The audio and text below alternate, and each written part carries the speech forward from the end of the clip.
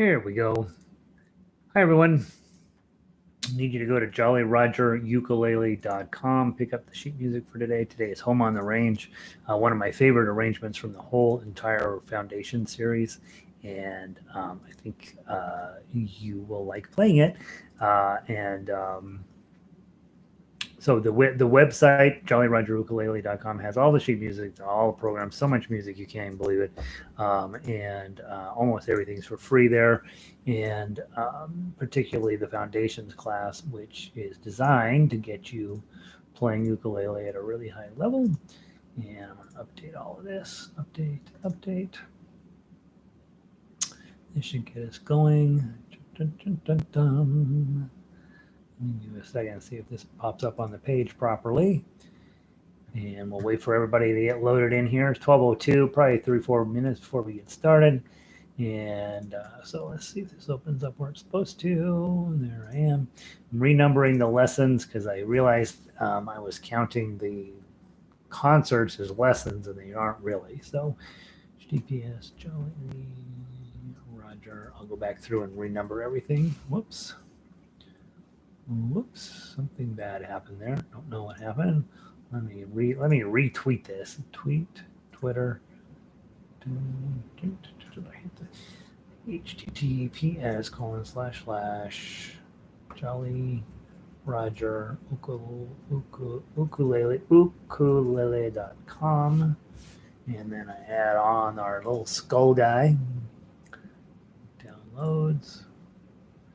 Jolly Roger logo, dink, and tweet. All right, so we're off and running with the Twitter. Close that up. Close this box. Let's see, let me double check them. All right, so today I have Denver Guitar Orchestra, the Dog Nose, and Jolly Roger. Good, we're in good shape Twitter-wise, and we are. Last class, the screen froze. So they had to stare at me doing this for the entire class. We just did a podcast with it. This is what we did. So, right? These are pod. What does pod stand for? Does this stand for anything? POD? Nothing, I don't think. Podcast. Oh, I guess because you play it on your iPod. Is that why I call them podcasts?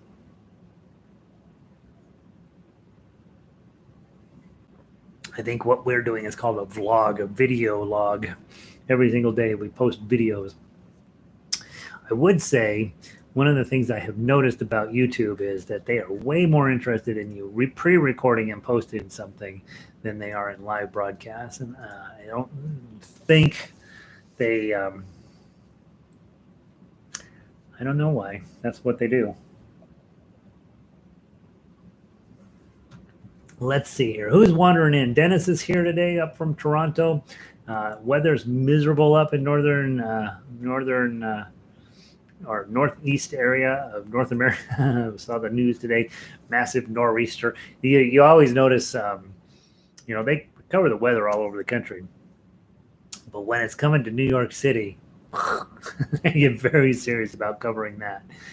Lynn's in the middle of it. Lynn's up there in New Jersey. Foot of snow still coming down and getting destroyed up there, right? We have, I live in Colorado. This is where the snow is supposed to be. Nothing. I think this entire winter we've had 3 inches in town. It's terrible. Cloudy and coolish up in northern Colorado. Hey, Elizabeth, welcome in. Pam, so excited to be joining live in CT and in Connecticut, having a snowy, up there in Connecticut. Good to see you, Pam. Glad to Connecticut, representing Connecticut. If I remember right, Pam, you may be our only Connecticut player. I'm trying to think if we've ever had anybody else from Connecticut. So it's on you. Spread the love there in Connecticut. Let them know what's going on. Let them know, hey, don't have to sing and strum. You can do other things. Valerie back again. Dog's still mad about the harmonica. We had a rough morning for Valerie's dog up in Illinois. My cat got trapped in here and he was freaking out like, I got to get out of here. I cannot do harmonica. I'm just not being a part. I'm not playing along. And then poor Valerie is up there supervising her mother's dog, and he's not into harmonica either. So uh, we've traumatized at least 2 animals here this morning. Linda in from Colorado Springs made it. Made it to February. Nice day in the Springs. Yeah, pretty day outside. We're supposed to have pretty decent weather here in Colorado today, and then over the weekend we're supposed to get a little snow. So we'll see if that happens. Oh yeah, that's right. I forgot. Elizabeth was New Havenite. David, cloudy in Michigan. Okay, Pam, Durham, Connecticut. Okay. Janice is in from Scotland. Hi, Gary. -3 today. Tropical. -3. That would be Celsius, right? That's freaking cold up there. So, Janice, glad you're here. Stay inside. I'm picturing, how in America we have this idea of what Scotland's like, and because we have watched one movie, Braveheart, and so Janice, put some logs onto the giant fire thing in your grass sod hut. that's. Do we know any other Scottish movies? Well, we know Sean Connery, right? So we know those movies. I'm trying to think of what else do we know in America about Scotland? Not enough, not nearly enough. Mary, welcome in. Looks bad, but it's nice, really. Okay, yeah, it doesn't look that great outside. Elizabeth is in from Bozeman, sunny and 36. Oh, it's a heat wave up in Bozeman. Diane looks pretty nice out today. It is okay here. And Nancy's in Florida. It's 55. She's got her parka on down there in Florida. No snow, 55 and cloudy. The Floridans are like, I want my money. I'm fine. We're moving back to New York. That's what we're doing.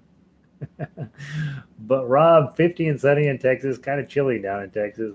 Donna's here, Elizabeth, and Highlander. Oh, okay. I don't think I never saw that show.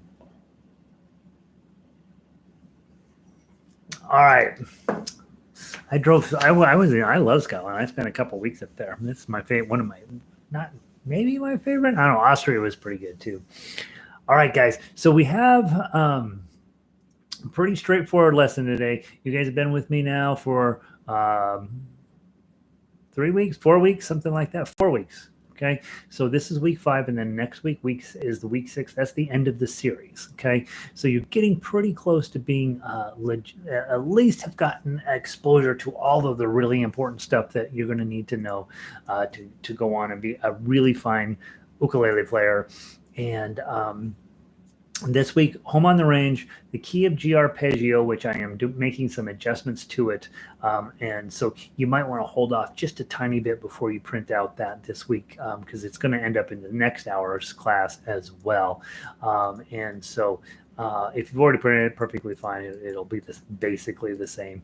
And then and then that's the end of the key of G stuff. That's the stuff where we're spending a lot of time really focused in on key of G. That's key of D for you guys on baritone. And then next week, ukulele players, we move into the key of F, which means that the baritone players are finally moving into the key of C. And that sort of completes the cycle of everything that's really important for us to know. We'll do Simple Gifts and Carnival of Venice at the end of this week. And then next week, Daisy Bell, key of F arpeggio, which is the key of C for baritone. And then Aloha Oi, which is a bit of a stretch piece, and Scarborough Fair, which is definitely a stretch piece. And then you guys have made it through your first round of level 1. And I do mention to everybody, if you're struggling a little bit, it makes sense, right? We're doing some pretty high level thinking, some really throwing a whole lot of stuff at you for this first 6 weeks. We'll get to the end of the 6 weeks, and if you're like, yep, making sense, then obviously then you can move on. If you're like still pretty challenging, Gary, then you just repeat the 6-week program, and by the end of that, then you're for sure involved in everything that we're doing. What we're doing here is what they will be doing in ukulele from here out. This business of learning 6 chords and singing Over the Rainbow, that era is still very firmly entrenched in our society, and it's a great part of being a ukulele player. But it is absolutely the little by little we're slowly moving forward, and you guys will be leading the pack on terms of being able to play instrumentally at a high level. And so, want to just be clear: if this is hard, it's supposed to be. It's not intended to be an easy pathway to go down ukulele. It is an extremely rewarding pathway, and you will be glad that you stuck it out through all of this. Bruce, welcome in from Virginia. It's cold out there, I know. Connie, cold and cloudy. You know, I haven't been outside. I don't think it's quite as cold as it looks, Connie, but it's not exactly delightful. When we talk about cold, Jim Coote, who is in northern Alberta, Canada, mocks us. 13 degrees. Although, oh my gosh, he says 13 degrees and sunny, so it's actually not too bad up there. He usually speaks in centigrade, by the way, so don't take that 13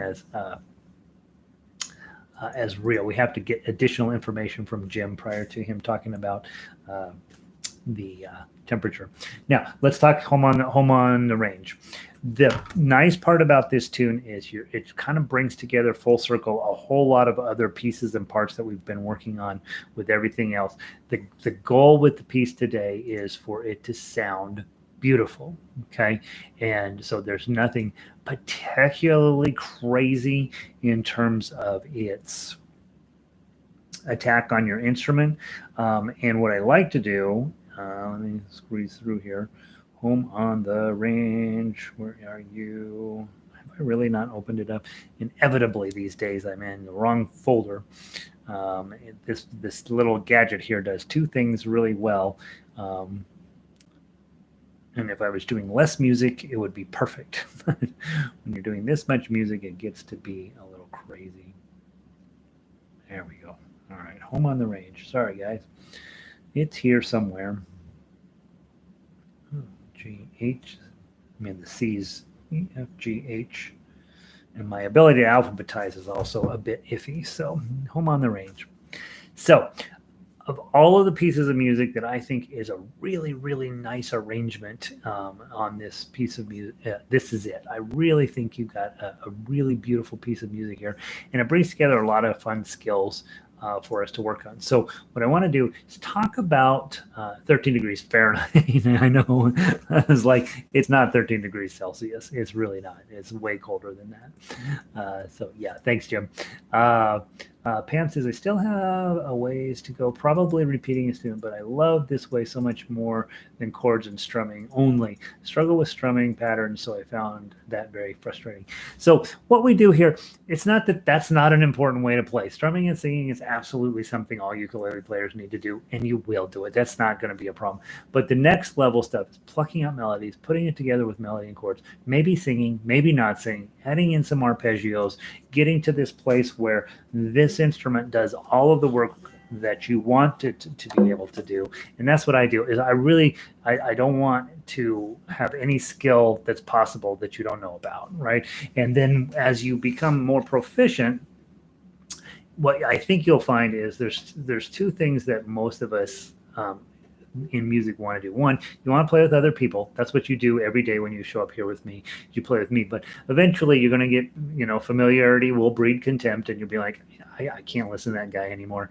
And you're going to go spend some time with other people. And what I want when that happens is for you to have a very firm and confident skill set with you, and then so playing with other people will become more important. The other thing is that music, we get to this level and we are like, all right, I know what to do on the paper. I want to turn it into something that sounds like me and not necessarily sounds like anybody else. And so how to customize pre-written music to really make your sound something really special that is unique to you. And then of course the final level is where you just get away from the paper altogether and you start thinking about how does music go together? Does it make sense to me? Can I write my own music? Can I teach this stuff to other people? All of that stuff is part of what I ultimately want you to be able to do. I don't really these days when somebody says, I don't like the song we're working on, I don't really even think about that anymore. Songs are songs are songs. What I do think about is, what can I learn from this piece of music that I can use for something else down the road? And so we'll be continuing to push you up in those directions. And at some point, and a lot of times when you come into this class, certainly in the intro level class, you're not thinking about becoming a composer. You're not thinking about going out and starting a ukulele group. You're not thinking about creating an orchestra. You're not thinking about those thoughts. But down the road, you might. And so that's these levels we go through, is sort of just constantly pushing you up. That's it. And so, yeah. So, and if you have to repeat something twice, I have played Home on the Range probably 500 times, this exact piece of paper, and I still find it. My goal is to make it a meaningful experience for myself and for anybody who might want to learn how to play it. So this business of repeating things in music, that's what we do, is we repeat lots and lots of stuff. So don't think okay, I've gone through Gary's class, now I've got to move on. You do not have to move on. David says, this is akin to classical guitar. That's the secret, guys. Learning to play ukulele well, you will not likely learn that from other ukulele players. It just doesn't happen. You have to look at classical guitar in order to really understand what we're doing. And of course, I don't mean that in any snooty kind of way, because I actually don't particularly think the pedagogy behind classical guitar makes a lot of sense either. But what they are doing there is very important in terms of getting you out of this mindset that it's somewhere, that's fine. That's a perfectly good way to play. But to get to the highest level of musicianship, we have to look to classical guitar as our leaders. I'm often amazed when I watch college level competitions in classical guitar that their level of playing is so ridiculous, so out there, that we will never, first of all, you don't even want to get there, but that level of excellence and the level of precision and the level of speed and all that stuff, it's something that we would find that we almost never find people working in that direction on this instrument. But until we can get there, we can't really say we have tried everything on this instrument, and we will. Okay, not a discouraging word. There's no Gary, shut up and play the song. All right, let's get going. So baritone and ukulele, you guys have exactly the same stuff. So let's just talk about skill set first. First off, this shape, G chord for harmonica. Good God, G shape for ukulele, D shape for baritone. That's going to then move over into this shape. A on baritone and D on ukulele. Okay, D's and G's. You got a C chord in here for baritone. That's your G chord. And then one of the things that I have noticed, measure 4, and it comes up once in a while. If you want to play the C chord, it's perfectly fine, or G chord. But if you took your finger and covered all 3 strings, leave the top string open. For ukulele, that's a C minor. It sounds actually really cool in measures 4 and 12. So you might want to switch from just a plain old C chord, change it to a C minor, which is a little mini bar over those 3. And for baritone, same thing. You have a G chord here, but if you cover all 3, you get a G minor there. Okay. And I think it shows up one other place. It shows up at measure 28 as well. So if you and eventually I may adjust that on the ukulele sheet music to actually be a C minor, because there's nowhere else in the intro to program that we deal with a C minor. And it is a beautiful, isn't that beautiful? And on guitar or on baritone is a G minor. It sounds really, really beautiful. And then let's see. Aloha, I've been busy with moving and falling and breaking. I know, Linda. Stop breaking your wrist. It's not good for playing. It's not good for anything. Don't break your wrist anymore. Measure 6, guys. We have A7 for ukulele and E7 for baritone, and then I'm going to peek through and see if there's any other chords we need to talk about. Way down, measure 21, and I'm going to pull up the baritone, make sure we have exactly the same measure numbers. I'm going to do a little bit of work at compute. Oh, okay. So baritones, you already have a G minor written into yours, and so it looks like I updated you guys, but not the ukulele version. I'm going to be working over the next few weeks to get all of the sheet music to be identical. But at measure 21, yeah, and you guys have the same thing. This minor shape, okay? E minor on ukulele, B minor on baritone. Okay, that comes out. It's beautiful, beautiful. That was the chord. That was the chord that used to drive me crazy when I was first starting, and I just could not get that on. So, what I'd like to do first, I'd like to grab the ukulele music. I'd like to run through that, and then baritone players, you're going to run into a couple of moments where you don't necessarily know what that is. And I would say the one that will probably throw you the most, E minor for you guys, is right here. On ukulele, it's right here. Okay, so go through, double check that you know what those chords are, the names of those chords, and the shapes. Your shapes are different. We'll play the ukulele version first. I want to play it through 3 times. We're going to play it through first with chords and singing. Okay, you'll have to close your eyes close your ears because I'm going to sing.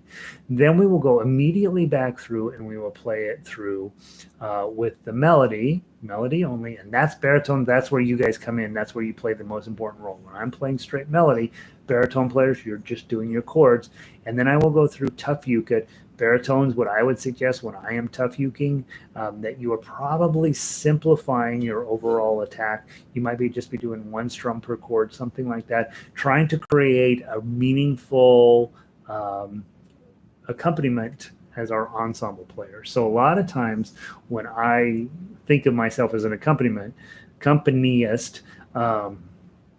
that will be like I have a friend Christy, and I play with her once in a while. When she is on straight melody, I try to make a fairly complicated accompaniment. But when she is on tough, when she's trying to do the whole job, I'm going to simplify my accompaniment to really let her take the premier role. So it depends on the situation how complicated your accompaniment is. Okay, baritone players, go through, see which chords you know and which ones you don't. Right? Let's sing it first, then melody, then tough uke. 1, 2. Oh, give me a home where the buffalo roam, and the deer and the antelope play. 2, 3, 1, 2. Where seldom is heard a discouraging word, and the skies are not cloudy all day. 2, 3, 1, 2, 3. Home, 2, 3. Home on the range. 2, 3, 1, 2. Where the deer and the antelope play.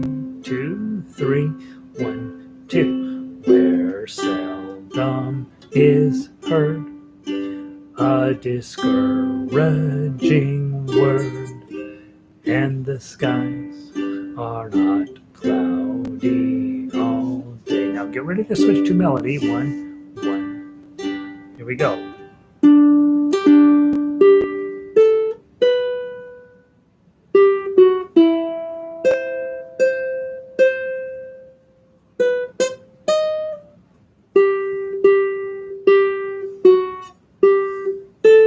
Two, 3, 1, 2.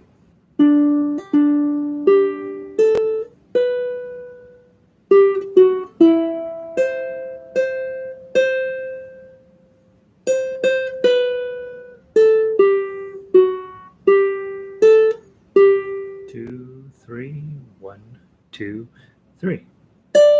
2, 3. 2, 3, 1, 2.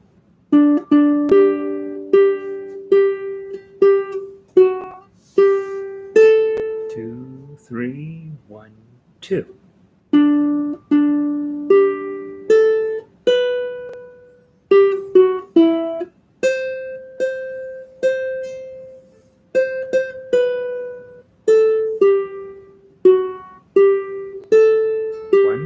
2, 3, 1, to the top.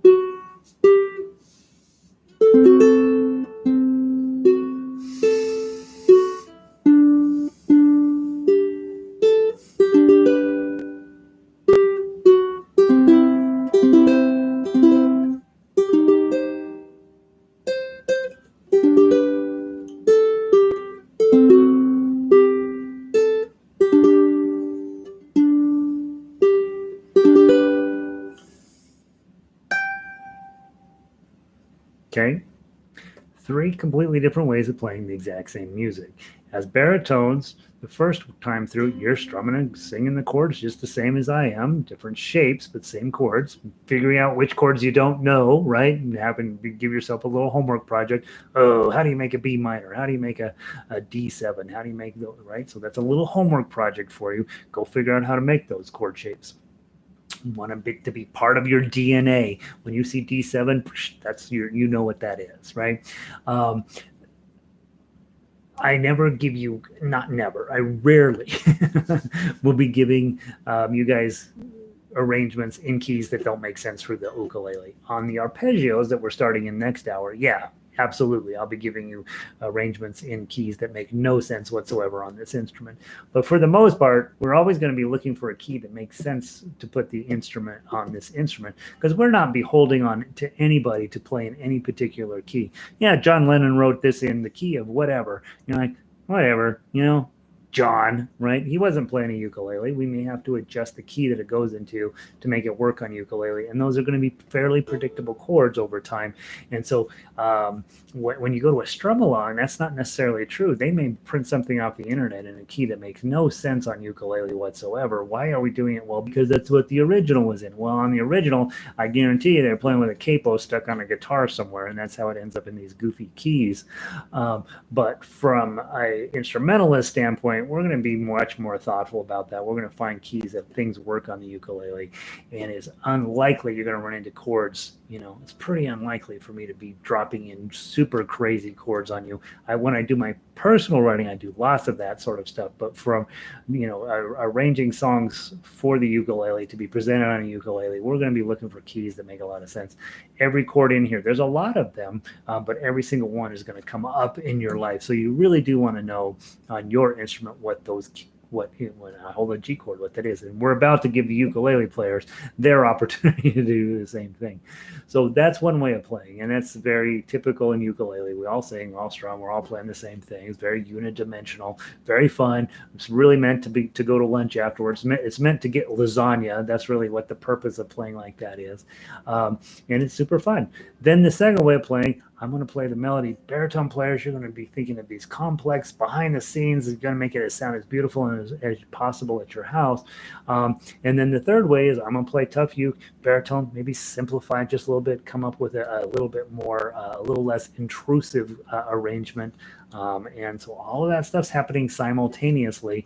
Very exciting that we're even talking about it, because that is not the way ukulele players tend to think. We tend to sort of that's a lot of work. Not sure I want to do it. And that's why when I tell you on the front of the website, hey, this is the hard way to do it. It's going to be the most rewarding, I believe. But it is not easy. All right. So now let's switch over to baritone version. Go grab your baritone versions up. And this is where ukulele players have a tendency to fall apart a tiny bit. Okay, baritone players, unfortunately, you guys have to get used to doing that. That's going to be something because most of the time when you leave the house with your baritone ukulele, you're not going to be running into a ton of people who even understand what you're up to. Right? The guitar players, they don't understand why you're missing two strings. They don't get it, and you can't tell them, well, because it's easy and fun, and they don't want to hear that because they have come to accept the fact that guitar is going to be a misery. And I keep playing guitar, and I am aware of the levels of difficulty. So they don't understand that music is supposed to be fun.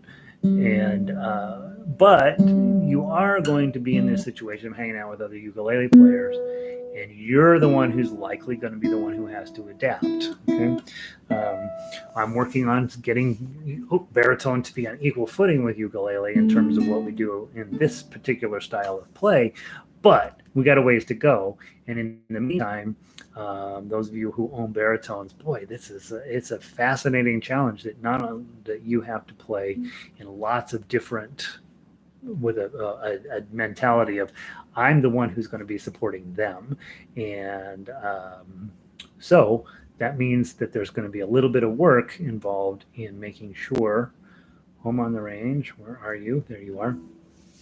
That you're able to adapt. On the other hand, ukulele players, right now, you're the ones who are in that. Isn't the Tough You Beautiful one?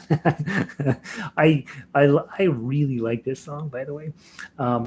Baritone ukulele players, now you have to adapt, right? So you're about to get a taste of the medicine that baritone players have to take. So you need to know. So here's baritone chord. Okay. Oh, give me a home. When we get ready to do the tough uke, it's the same thing that we just played, but now you're in a different key. So ukulele players, this is the baritone D, but yours is right there. Okay. You should probably know that. Okay. If you don't know yet, you're going to have to put a little time into it. A7 is your right there, right? And then your G chord is here. Okay. And G minor. Oh, that's a tough one, right? Index, middle, ring. That's your G minor on ukulele. E7 on ukulele. Do we know that one? Index, middle, ring. Okay, that's your E7. Okay, what? That seems rude. Okay, we learned that on day 2. Remember back the little booklet with the A, D, and E7 booklet? That's what you're dealing. That's what you're pulling up through.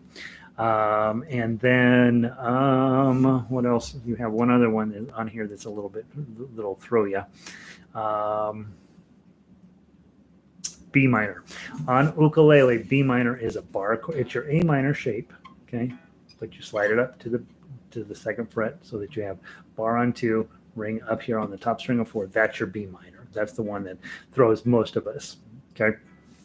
So B minor and G minor are probably the 2 chords you really are going to have to put a little bit of time into remembering. The rest of these we run into once in a while in some of the other songs. So let's see. Janice says the tough uke is beautiful. Wait till you hear it this way, right? I'll play this on this darker instrument. You guys are going to drop in some accompaniment on your ukuleles. And you're going to be like, wow, that's really, really lovely. Okay.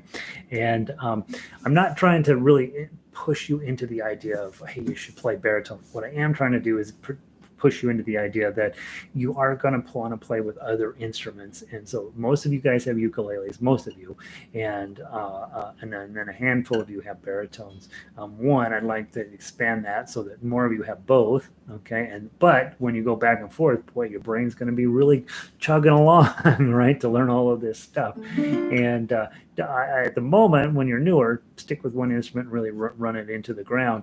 But then definitely be open to the possibility that sooner or later you're going to have both. And it's going to, a lot of you guys are probably doing this because you've heard, hey, playing a musical instrument will help keep your brain active. Yeah, yes, especially when you have 2 that are tuned differently. Let's see. Donna says, on the uke, how do you transition your fingers from measure 21 to 22? So let me go peek at 21 to 22.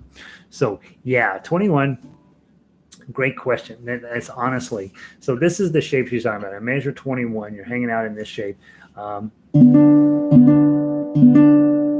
what I'm doing because I've already held my 3 down and the next note's still a 3, I'm just going to reach my index finger back and get that. And then I can pull back to the, okay? So the note that I have already, that it's honestly, it's the melody note. I don't want to lift that up if I don't have to.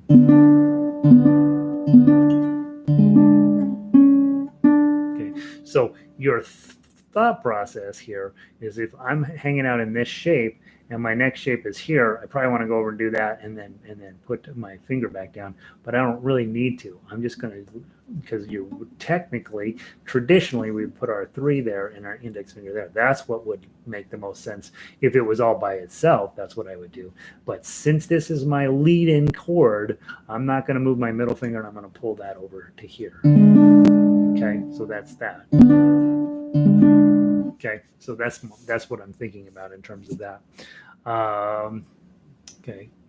Okay. And Elizabeth says, which baritone are you playing? This one's a Kala. I don't know where it even came from. I don't know. I bought it because it's got a pickup in it, right there. And I think I had to do a wedding or something, and I needed a baritone with a pickup, and I didn't want to put one in myself. So I think it's a laminate. I don't know anything about this baritone. I've had it forever, play it a lot, sounds fine. Kala makes good products. You guys, a bunch of you guys have Kalas. I'd carry them in my studio, but we have a music shop down in South Denver that has been there forever, and they carry Kala, and they do a great job. So I've never felt the need to switch to take that business from them. At some point, they're going to go out of business, just like all the music stores are going out of business here in the States, and then I will start carrying Kala. But until then, we got a good place for it here in town.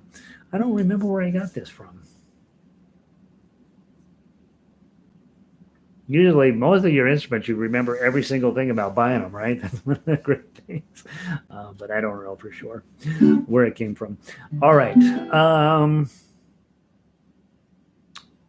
3 times through. First time, singing and strumming. Second time, I'll play the melody. Ukulele players, you're trying to create as fancy of a accompaniment using those chords as you know how to do. That might just be simple strumming, but that's whatever you can do. And then the third time through, we'll play the tough uke. And ukulele players, simplify your accompaniment. Let me shine. Okay, from the top. And now we're in a different key, more singable for male voices. Drops the overall register. Right. 1, 2. Oh, give me a home where the buffalo roam and the deer and the antelope play. 2, 3. 1, 2. Where seldom is heard a discouraging word, and the skies are not cloudy all day. 2, 3. 1, 2, 3. Home, home on the range, where the deer and the antelope play, where seldom is heard. Donna just walked in with a discouraging word, and she's probably thinking, why is he singing? And the skies are not cloudy all day. 2, 3. Back to the top, melody only.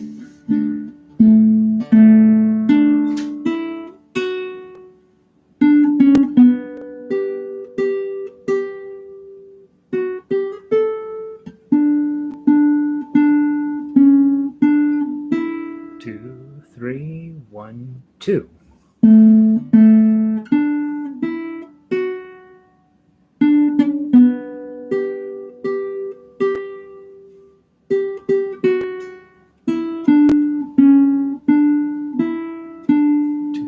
Three, 1, 2, 3.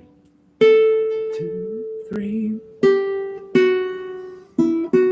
2, 3, 1, 2.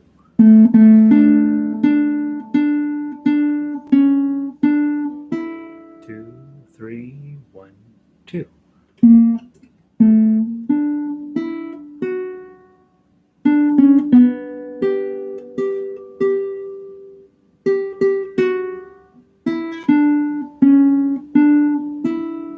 Let's go back through and play the whole thing from the top. Tough uke. Ready, go.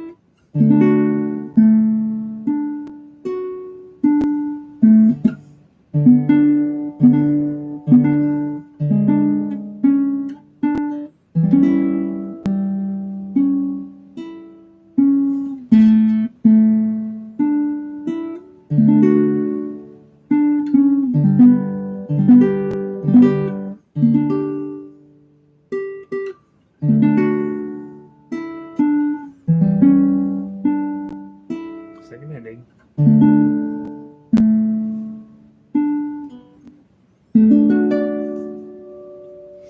Isn't that a lovely, lovely song?